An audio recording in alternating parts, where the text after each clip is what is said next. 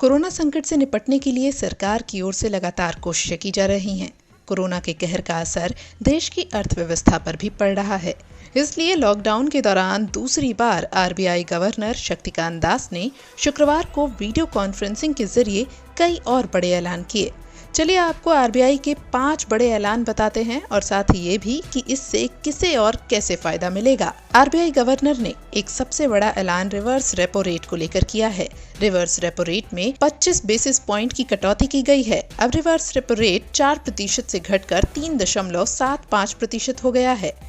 Now, in order to encourage the banks to deploy these surplus funds in investments and loans in productive sectors of the economy, it has been decided to reduce the fixed rate reverse repo rate under the liquidity adjustment facility by 25 basis points from 4% to 3.75% with immediate effect. जानकारी के लिए बता दें कि देश में कामकाज कर रहे बैंक आरबीआई के पास एक रकम रखते हैं।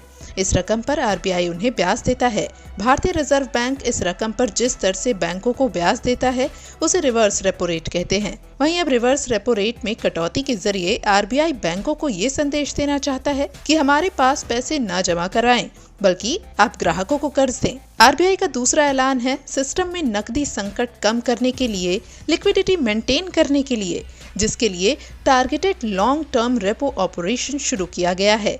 TLTRO 2.0 के तहत आरबीआई ने MFIs और NBFCs को 50,000 करोड़ रुपए की मदद देने का ऐलान किया है। ये संस्था वैसे वर्ग को कर्ज मुहैया कराते हैं जिनकी पहुंच आमतौर पर बैंकों तक नहीं होती।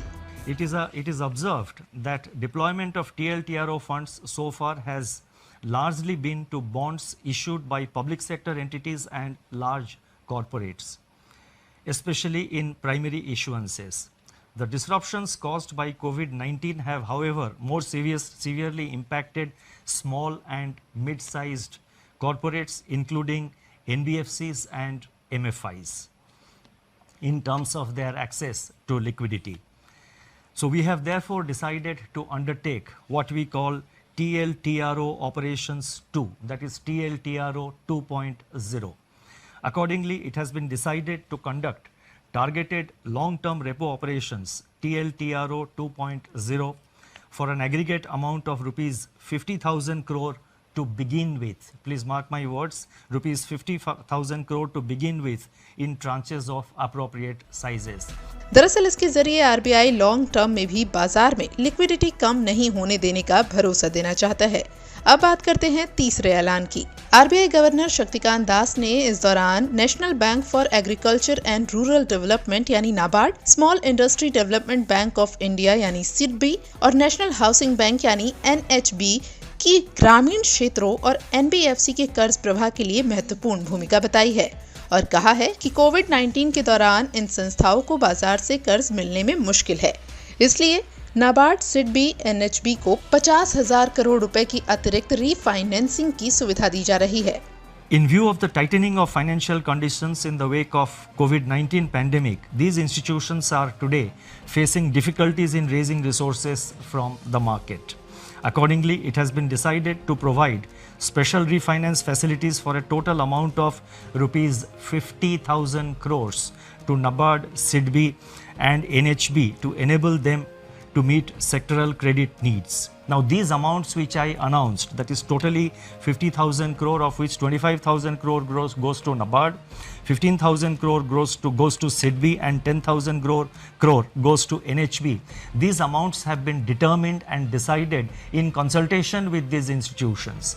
इस ऐलान का मतलब ये हुआ कि आरबीआई ग्रामीण अर्थव्यवस्था को रफ्तार देना चाहता है। आरबीआई ने चौथा ऐलान करते हुए राज्यों की WMA लिमिट 60% बढ़ा दी है। बढ़ी हुई लिमिट 30 सितंबर तक के लिए होगी।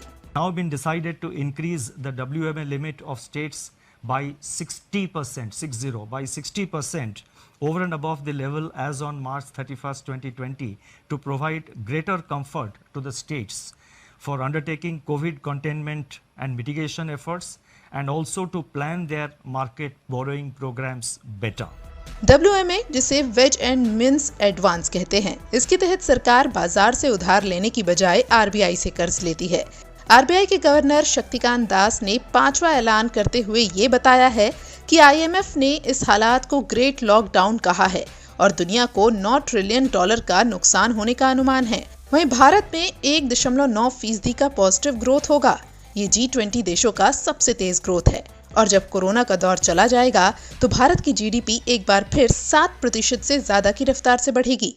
For 2021, the IMF projects sizable V-shaped recoveries, close to 9 percentage points for the global GDP. India is expected to post a sharp turnaround and resume its pre-COVID, pre-slowdown trajectory by growing at 7.4% in 2021-22. सरकार corona संकट के दौरान हर मोर्चे पर काम में जुटी है और कोशिश कर रही है कि कैसे भी करके लॉकडाउन के दौरान लोगों की दिक्कतों को कम किया जा सके।